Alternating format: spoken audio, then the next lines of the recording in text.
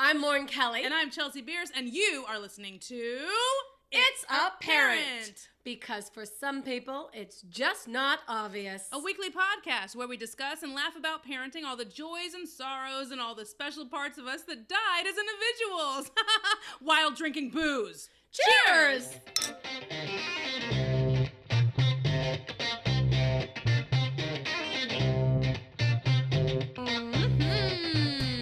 How's your cocktail today? So good. Captain Morgan and Coke. You know what? What? I love that we just randomly break out into song. Oh, yeah. Oh, did you do that before I met you? Of course you did. Yeah, I have a musical theater background. I know. There's no business like show. You know what? I would love to have a full musical episode. Oh my God. It would have to be really short, though. It would, yeah. No one would listen. I'm feeling very singy today. Are you? Yeah. I love that. It's light. It's airy. I love it. Chance loves music. My son, he loves music. How could you not love music? He hears music and he just starts clapping and dancing and oh my God. Oh, we got the Moana soundtrack for the car. Ooh. CD version, right? Hello. And I put it in and he immediately calms down because he's just like listening to the words.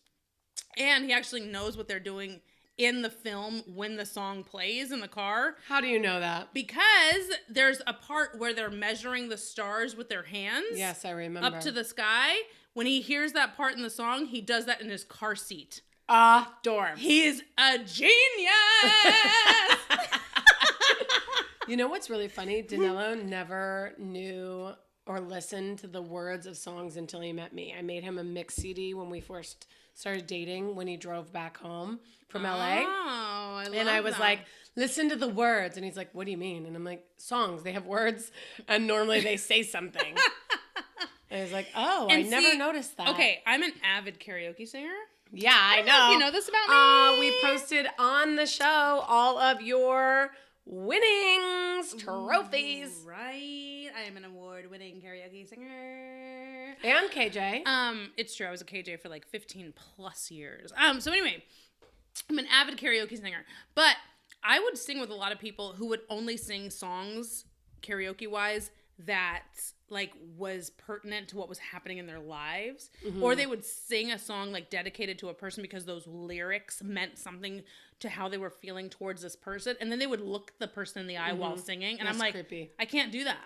Like if I'm singing something that's depressing, it doesn't have to do with anyone in the room right now. I just want to sing the song. Right. So a lot of people put a lot of weight on like song lyrics, and I'm like, I don't really care. You know I don't. Too legit. Too legit. Did I ever tell you that I thought the words to Little Red Corvette by Prince? Okay. Little Red Corvette. I thought he was saying, real men call back. Real men call back. That is much better. How come you haven't done a parody to that? And now you'll hear it when you hear it. You'll hear it. And you'll be like, oh, it totally could be real men call back. I mean, the lyrics have nothing to do with a man calling you. It clearly has to do with a car. But I didn't know Doesn't it always have to do with a car? I didn't know that. What are you drinking today, Chels? Captain Morgan's and Coke. I said that in the beginning. I sang it. Captain Morgan's and Coke. I wish that they would like literally sponsor us because I feel like that should be the next one. I got commercial. you. CM Captain Morgan and Coke. So how many calories? How many Am calories? I drunk right now? I feel like you are. You're like 3 Jesus sips in. Christ. You must have made a really strong drink. That's what happens when you make drinks and you've never cocktailed before. You've never bartended before. I have bartended before in Like- New York. Like for real, for real? What does that mean? Or like at a Rude? karaoke bar randomly because Josh didn't show up or whatever his name is and you had to step in because people were there and they wanted cocktails. Okay, it was at a karaoke bar, but I got like paychecks and shit. All right. It was legit then. That's Yeah, fine. but I did go work there to sing. Let's all keep it kind of real, okay? So here's my I was a question. terrible karaoke.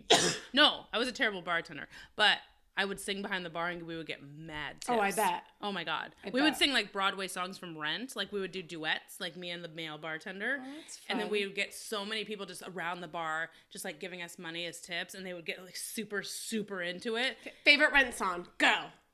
Wait, to sing solo or with a duet? Ooh, I don't care. Favorite Rent song? Go. Okay, favorite Rent song solo is Out Tonight. Okay.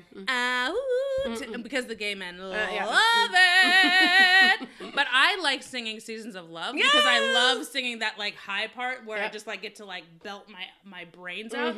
That's something Chloe and I do every single Christmas when we're together. We like karaoke the Rent song. Chloe, your sister. Chloe's my sister who lives in Brooklyn. And so every time we're together, like usually around Christmassy, we blast the Rent song and we just like sing our fucking heads off until we're like bleeding from the eyeballs. But favorite duet to sing is Not Without You.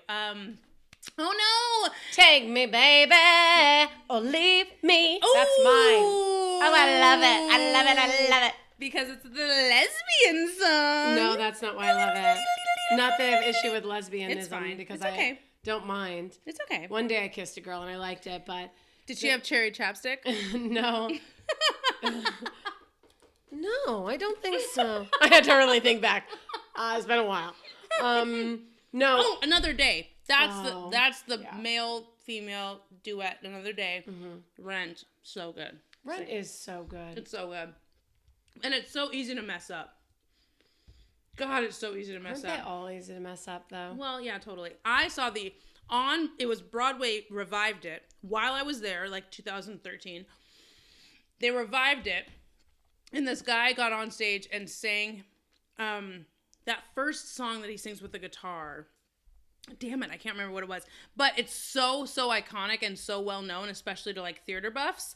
And he messed up the lyrics. Like he skipped verses. He repeated himself. I mean, it was bad. That is bad. Oh my God. And I went and saw it with a guy who was on Broadway in Rent 10 years prior to that. I'm not kidding. Oh my God. You know what? He has a tattoo that says 525,600. 600 minutes. That's how you Oh my measure. God. Oh, God. We're so Okay. theater nerds right now. I love can't it. even. We should start this episode with the Rent soundtrack. So Chance loves music. Do you think that he'll be an actor in musicals and stuff? I don't know. I'd like to expose him to that. I want to expose him to musicals 100%. I mean, he's seen some now. Like, he saw Mary Poppins. He loves Disney, like stuff like that. But I want him to see his first Broadway show before I did. I was 29 years old before I saw my first Broadway show. Really? But how old were you when you started acting? You were acting in high school. I was acting in high school, but I'm saying seeing my Broadway show on Broadway. Okay. I was 29 years old. Okay. So you've seen live performances. You just hadn't. Right. I went and saw. I actually saw the opera that Rent was based on. Oh. Which I don't know. You're telling me something right now. I didn't know that. Oh, it's gonna mess with me because all I have in my mind right now is La Cage aux Folles, and that's the musical that Birdcage was based on. But Rent is based on an opera, and I went and saw that, and that was in San Francisco. I went with my mom. And that was years and years and years ago, before I moved to New York. But I didn't see my first Broadway show on Broadway until I was 29 years old, and I'd really like chance to experience live theater. As a child, you know what I mean? I want to take him at 5 or 6 and have him watch and be enthralled by it. But he has amazing rhythm and timing, and he knows how to bang a drum. My dad has multiple drums in his house, and so he goes up to them. He's just drawn to them. He loves making noise. And so I'm going to buy him a toddler drum set for Christmas. I love that. I love that you're going to buy him one because most people will be like, oh, it's his birthday. I'm going to get him a drum set and piss off his parents. Right. You're like, no, he likes it. I'm going to do it. Right. I'm going to buy him one for myself. Well, I don't want to stifle it. I definitely, if drumming is where he needs to head towards, because that's something that he loves. He loves music, and he loves banging things. I mean, he was Bam Bam for fucking Halloween. I mean, he loves banging things. So it's if I need to, encourage that to move forward, awesome. That's fine.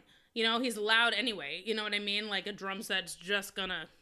What are you going to do if later in life he decides, because I know who you are as a person, and I know you're always going to stand behind him if he shows any bit of interest in anything.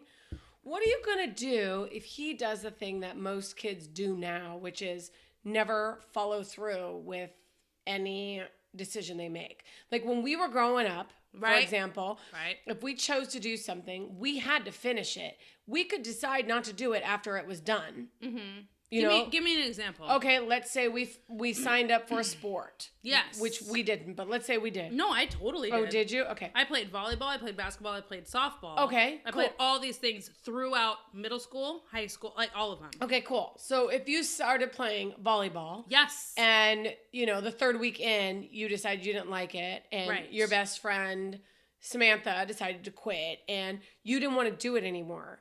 Samantha's a bitch.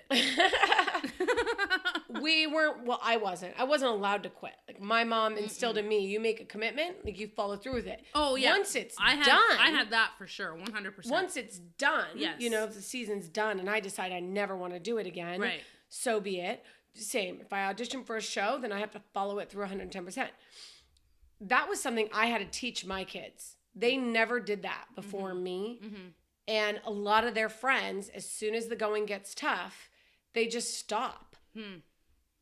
I don't understand it. I don't know. And I do feel like that's something that is now, like, okay in this generation. Yeah, do you know common. What I mean? Right. Right. It's definitely common. Like and a cultural standard. I feel like it's one of those things where it's like, this is uncomfortable, walk in the other direction. Like one of those things where we were taught, definitely, like, you see it out. You know what I mean? Yeah. Especially if my parents had to pay for me to, like, get the softball shirt and go down to the field on Saturdays and this. I mean, they did that. And it's like, okay, they paid to have it. Okay, I don't really like this. I mean, I loved it. Let's all be serious. I loved it. But if I hated it, they would have me stick it out to the end and be like, you're going to keep going. You're going to keep going, because it taught me a lesson.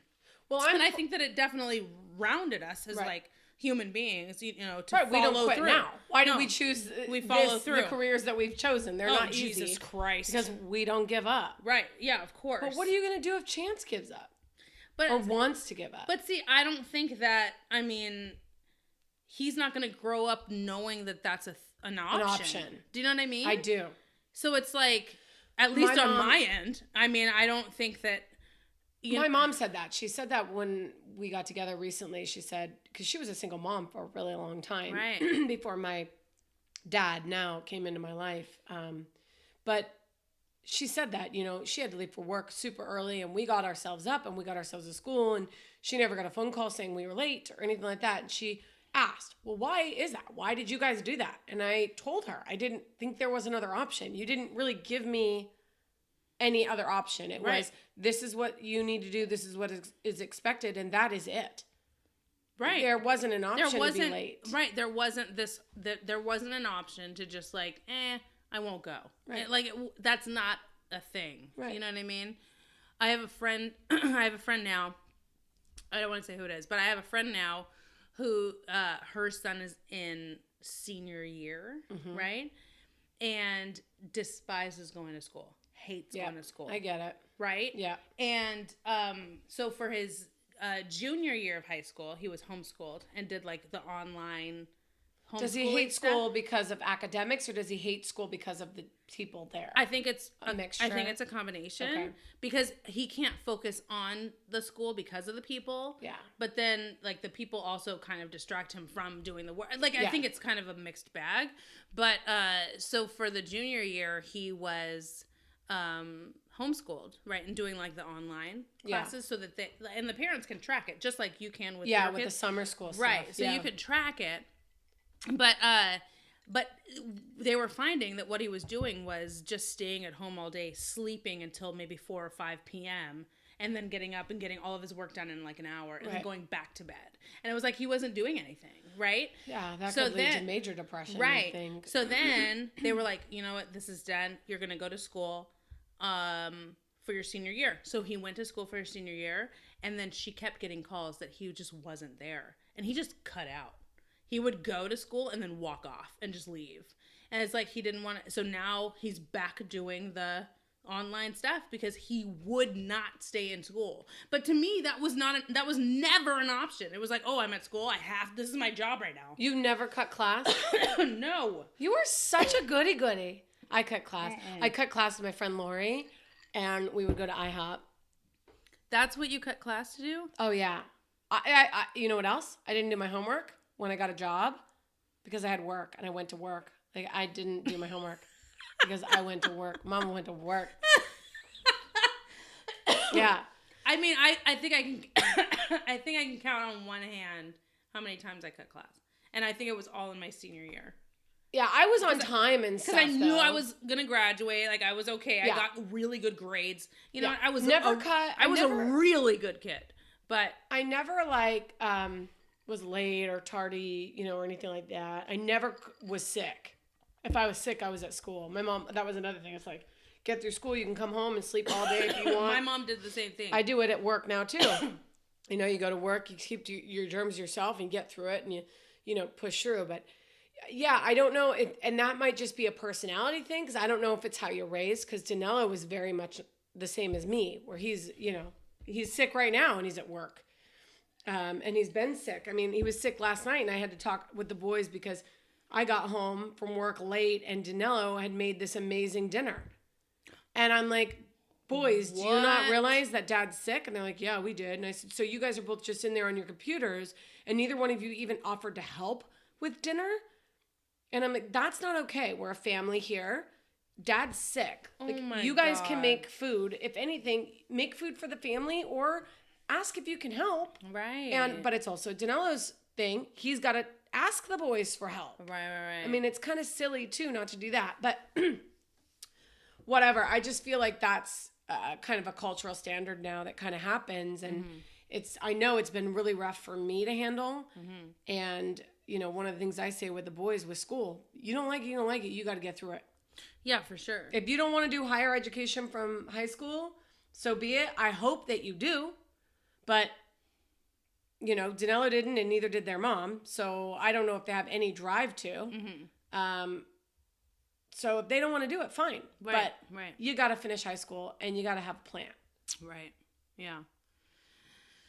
All you can do is just keep encouraging him the way you're encouraging him, because I think that is key. Yeah, and I think, and I think he'll also see, you know, how my mom operates, how my dad and his wife operates, how I operate. He'll see all this stuff and he'll have these great examples in his life. You know what I mean? And so I think he's going to be... The humble and hustle. I mean, it's legit. Hustle humbly in the direction of your dreams. So, speaking of Danilo, do you think that he has anything planned for your birthday?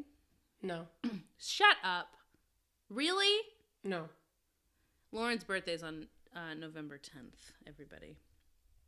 So. Yeah. No. Oh my God. It's fine. It's an odd year. It's 37. Who cares? I don't think that matters. I think it matters like where you're at in life. You know what I mean? Like, I don't know. I used to be really big on celebratory things. And I still like to celebrate, but for me, I mean, it's a day off this year for me, and it's a day off for him, and I know it's a day off for the boys too, so maybe he will, but... Everyone has the day off? Oh, yeah, because of Veterans Day. That's right. In remembrance of... You know, but by the time this show actually airs, it'll be after anyway. Yeah, it will be. So, how was your birthday? You know, to be honest with you, all I look forward to with birthdays anymore is like cake. Yes. Yeah, cake. Do you have a favorite cake? I really like all cake. Okay. But I guess funfetti would be my top of the top. That's what I had for my wedding cake was funfetti. No, it wasn't. Yeah. That's amazing. I don't like lemon desserts. I don't like lemon flavored cakes. I don't like lemon. But I like chocolate. I like strawberry. I like red velvet. I like really everything else. But I think I just like funfetti because of all the different colors. I love color. I know. Funfetti's super fun. Yeah. And it's like, I don't think it's any different than just vanilla cake with like sprinkles in it. That's what it is. Baked into it. But it's just something about it. Yeah. It's like magical. I don't get it. That's it. It's crazy. I know. Yeah, no, I just something sweet and probably a cocktail or 2 or 5, and then Then another 2 or 5. Yeah. Right. I mean, I'd like to do something active, but it might be raining. That's true. So Yeah. I'll fit you guys in. Again, by the time this airs, I will already be 37. Wow. We'll be a few days in. You sound so much younger today. It's the rodent and fields. Good. I'm literally gonna plug my business every single single episode. Awesome. Well, I'm a baker at Simply Amazing Bakery in Pinole, California. Speaking of cake. Oh my gosh.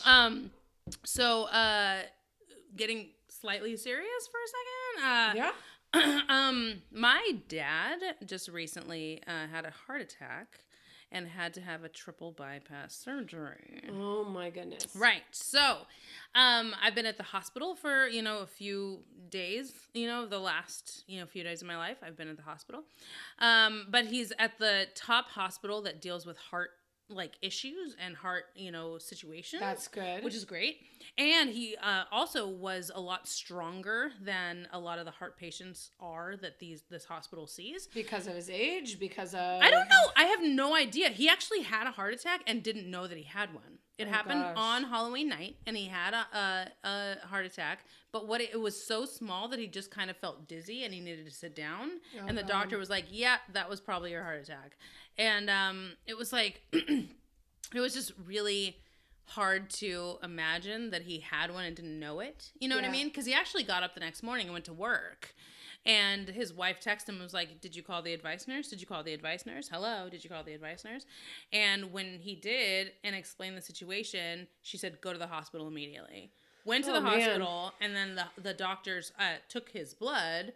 And apparently when you have a heart attack, regardless of the size of the heart attack, there's an enzyme that appears in your blood that shows that you've had the heart attack, and that enzyme was present in his blood, and they were like, "You're admitted right now, get in this bed, you're done."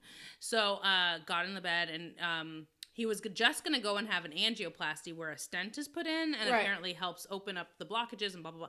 They got in there. Fairly easy procedure. Right. I think it's actually kind of an outpatient procedure. Like, it's just an in and out kind of situation. You're home that night. But they got in there and found 3 blockages and said, "You need to have a triple bypass." And he was like, And it was really kind of the first time I saw my dad scared. Oh God, I don't even know how you couldn't be scared. I mean, especially when you're not prepped for that or ready for that. I mean, I've seen him scared regarding things that have happened to me. You know what I mean? Like when I had to get stitches on my face, or when I, stuff like that.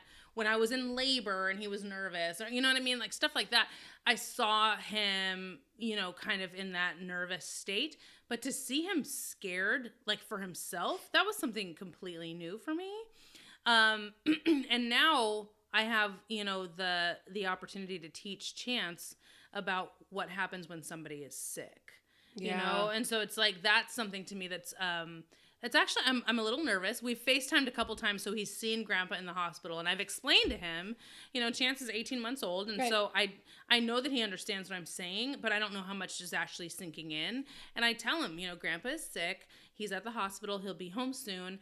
But his grandpa is like his hero. For sure. Loves his grandpa. And he goes up to him, and he runs up to him on the couch, and he reaches for him to pick him up. And my dad won't be able to pick him up until, next year, sometime mid next year. That long? Really? He is going to have to be out of work until the end of February, maybe the beginning of March. Wow. Which means, and he can't pick up more than 5 pounds until that time. And Chance is well over 5 pounds. Yeah.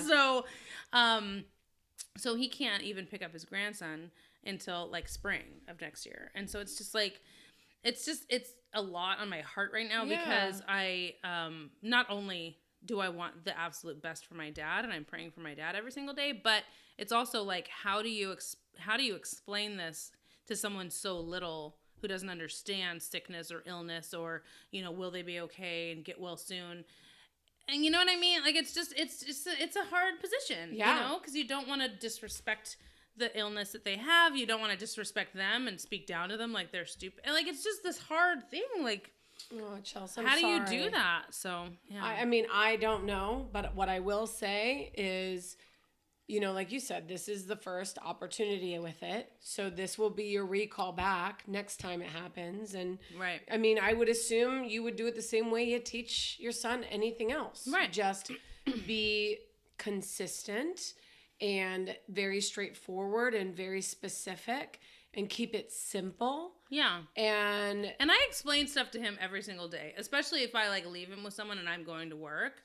You know, like right now he's with my mom. Right. You know what I mean? So when I left him, I was like, okay, mommy's going to go to work. And I went to work and then I came here and, you know, I'll be back. And by that time you will have had lunch, you will have had a nap, and you're going to dance with grandma and sing songs and blah, blah, blah. And so it's like I explain to him things that are happening during the day. So, you know, that's nothing new. It's something that's going to happen forever. Where I just like tell him what's happening. But, with this one, it's a little more personal, and it's a little more like, yeah. So I am very sorry to hear about your dad, and I hope, you know, fast, expeditious healing. Phil, we're thinking of you. Yes, we love you 100%. And I am so glad that you called and went in when you did. Right. Because we if should it was thank that his bad, wife Jane for Jane, thank texting you. him exponentially. You know, good job, Jane. That's what you do when you love somebody, and It's you know you got to be the nag every once in a while. I'm super good at it, Jane. You want to make sure that they're okay. You're a really good nag. Yeah, I know. Ask my husband. All right. Jesus. I would do the same thing. I'd be like, "Have you called? Where did you go? You're stopping on your way to work, right? Hello. Do I need to take you there? Hello. Are you sure? Hello. It's all things good. Life is short. So Life is short, but not too short. My dad's got a stronger heart now. yay! Go, Dad! More Yay! heart to give, more love to give. Sorry. Oh, we started with singing, we ended with singing. You know what? I like Thank it. you so much for sharing that with us too, Chels. You are welcome. You guys are my family. It is family. And I appreciate you guys listening to me talk about my stuff. So, there you go. Succeeding. Succelling. That's it. Oh, Succelling. that was, yeah. That was from the last episode. Yeah. She gives me looks, you guys. She does. She gives me these. I mean, I don't understand. She gives me these like evil looks. Like, damn it, Chelsea, you just made my job harder. Because I just come record, drink, and then bounce. And she's like, damn it, now I have to listen back and edit and do shit. Yeah. So I ruined her life. Oh. No, you made it better. It's just more shit to do. That's all. I love you. 24.3 hours in each day since I've met Chelsea Bierce. Hello! Yay! Hey, you can check us out individually on our websites, chelseabierce.com and lauren-kelly.com, to see all the super exciting things we're up to. And make sure that you like, follow, and share. We're on YouTube. We're on Facebook. We're on Twitter at It's Apparent Pod. And if you wouldn't mind, please review us. We'd love that. Yeah, make it count. We out. Boom! Bye!